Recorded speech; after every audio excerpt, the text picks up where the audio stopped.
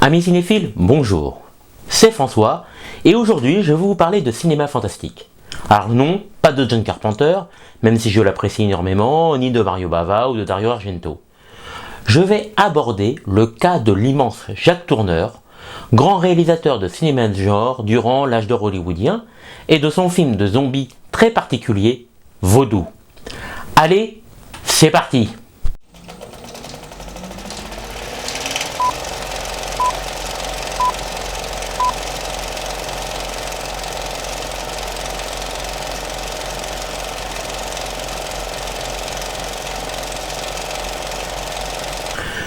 Quand on évoque le film fantastique ou d'épouvante durant l'âge d'or hollywoodien, soit à la période des années 1930 à la fin des années 1950, les noms de James Whale, qui a réalisé plusieurs films Frankenstein, ou de Todd Browning, l'homme derrière Freaks, la monstrueuse parade, viennent sur les lèvres d'un large public. Ah, les fameux monstres de la Universal. De même, beaucoup se réfèrent à des comédiens tels que Bela Lugosi, qui a prêté ses traits à Dracula bien avant Christopher Lee, et à Boris Karloff, célèbre pour avoir incarné la créature de Frankenstein. Pourtant, réduire le genre à ses seules figures revient à écarter le véritable maître, celui qui a retranscrit mieux que quiconque l'esprit de Todorov. Je reviendrai sur cet essayiste majeur par la suite. Et cet homme, il s'agit de Jacques Tourneur, un cinéaste franco-américain, fils d'un autre réalisateur très important, Maurice Tourneur. Si l'on se fie à la définition d'un auteur au cinéma, écrire et mettre en scène son histoire, on ne peut attribuer ce statut à Jacques Tourneur qui n'élaborait pas ses propres scénarios.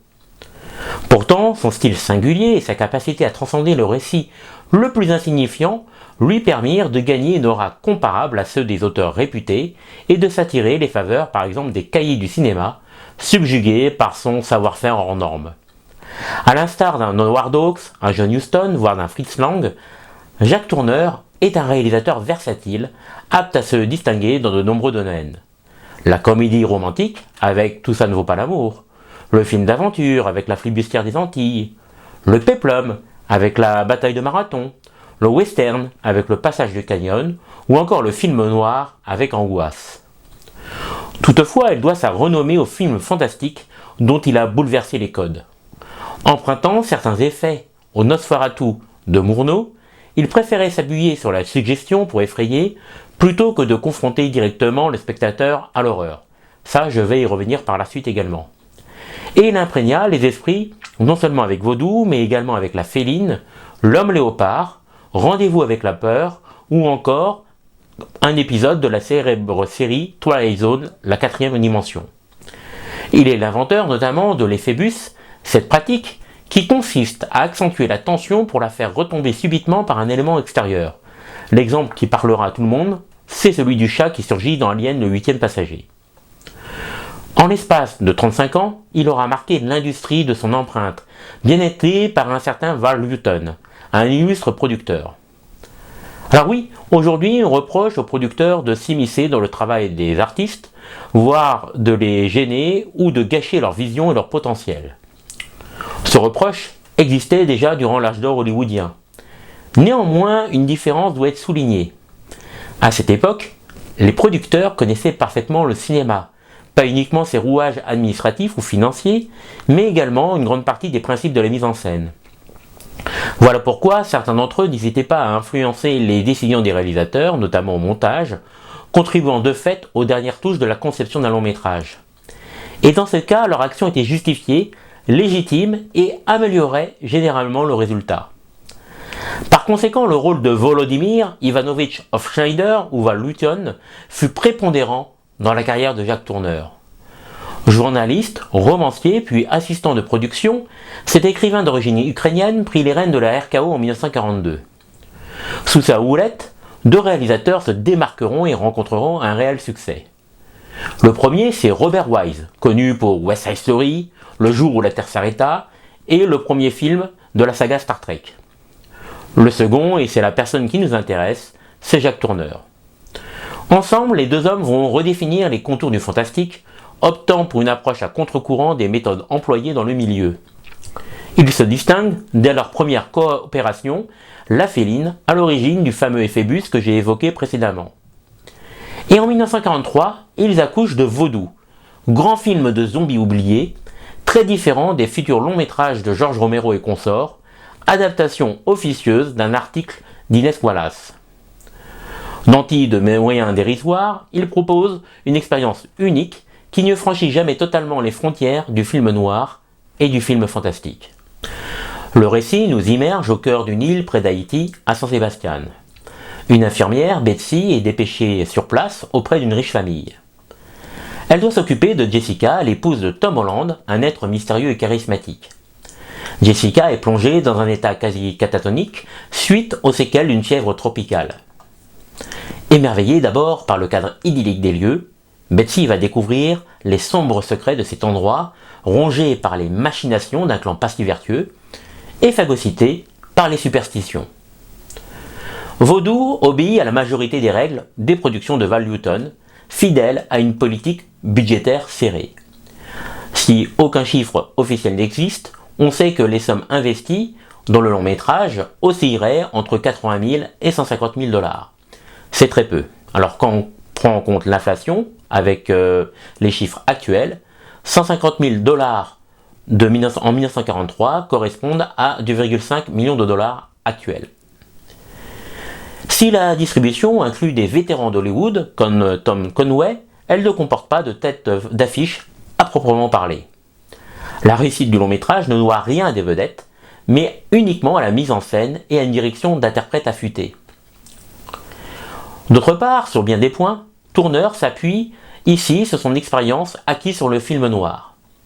Que ce soit par l'emploi de la voix off, par intermittence, celle de Frances Dee, la comédienne qui interprète Betsy, ou à travers les visages de ce couple maudit formé par Jessica et Wesley, le demi-frère de Paul.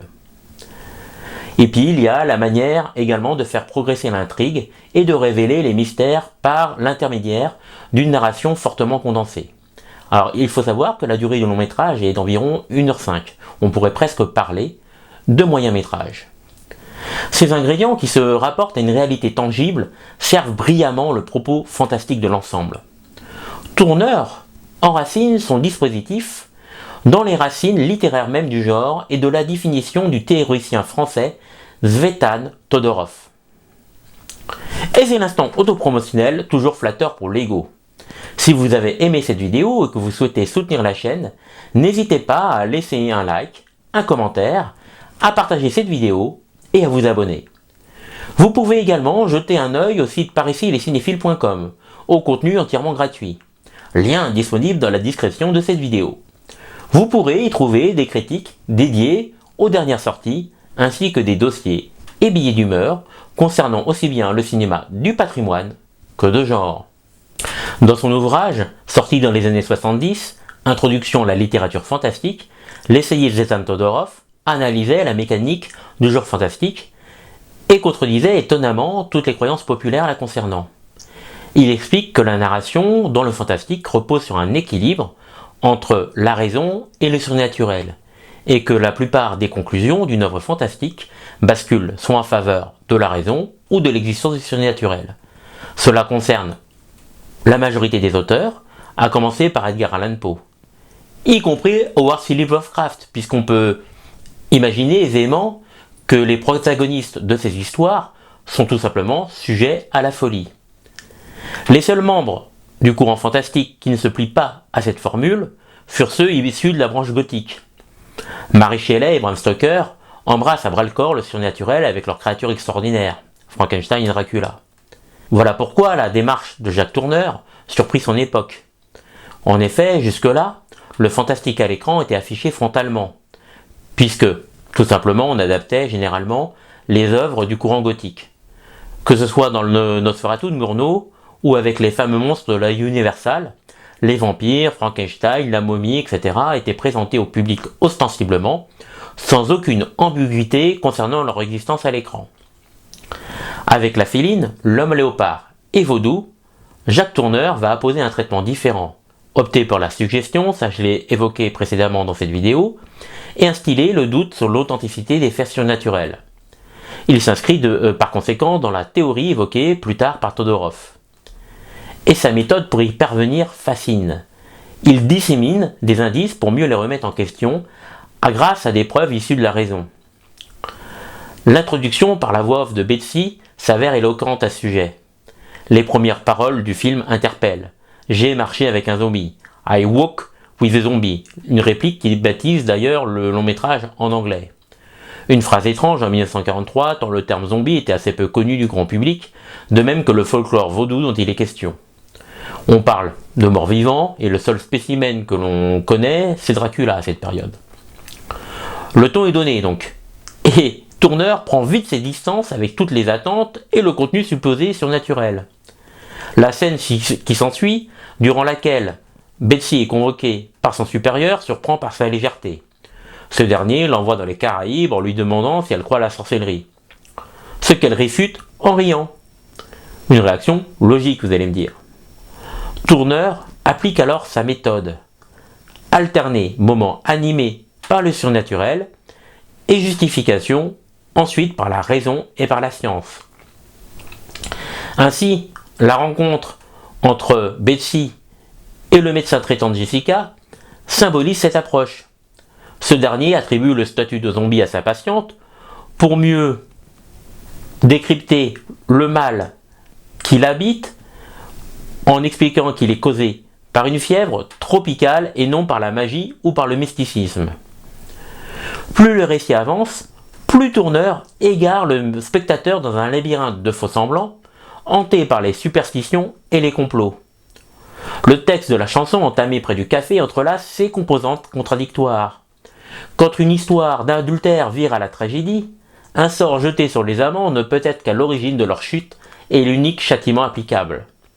Peut-on donc clamer que Turner a posé les bases de l'épouvante moderne? Alors oui, quand on prend en compte les Phébus, qui a été réutilisé par la suite par bon nombre de réalisateurs. Et non, puisque bien au contraire, la manière de montrer la peur et l'horreur aujourd'hui est très éloignée de la suggestion employée par Turner. On préfère plutôt utiliser l'approche employée dans les films de monstres de la Universal, en sus d'apposer un côté sanguinolent et surligné. Turner, lui, jouait uniquement sur les ombres, sur la lumière, et s'attardait sur les expressions faciales. Dans Vaudou, il se concentre sur le visage de Betsy, interloqué puis effrayé par la tournure des événements. 3 scènes témoignent de la progression de la jeune femme dans un univers étrange et malsain, et 3 scènes, justement, imprégnées par cette peur, par cette introduction du surnaturel et par le doute. Toutes ces scènes se déroulent de nuit, bien entendu. Durant la première, Betsy s'aventure dans une tour, sollicitée par la curiosité et par une ombre pas encore familière qui s'est infiltrée dans les lieux.